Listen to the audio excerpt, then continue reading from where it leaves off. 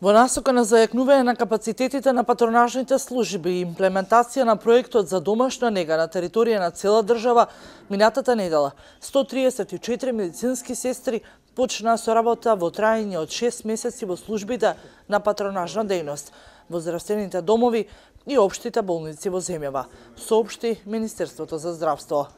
Примивме 200 луѓе на работа во здравствените домови, 50 на доктори и околу 150 медицински сестри, кои што се сега дел од патронажните сервиси.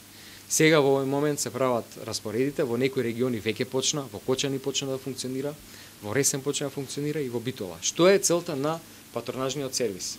Ги зима информациите од матичните лекари, каде има потешко подвижни луѓе, каде има постари со хронична терапија кои што треба да одат во аптека, каде имам доилки со мали деца. Значи, се што треба да биде здравствена услуга во домот или многу често во рурално место, амбуланта у која што порано имало доктор, а сега нема, а има објект. Тука доди, нема потреба повеќе од еднаш или два пати на неделата. Толку е потребата за населението да евентуално има таква услуга. И по систем на ротации, таа услуга ја даваат кон граѓаните.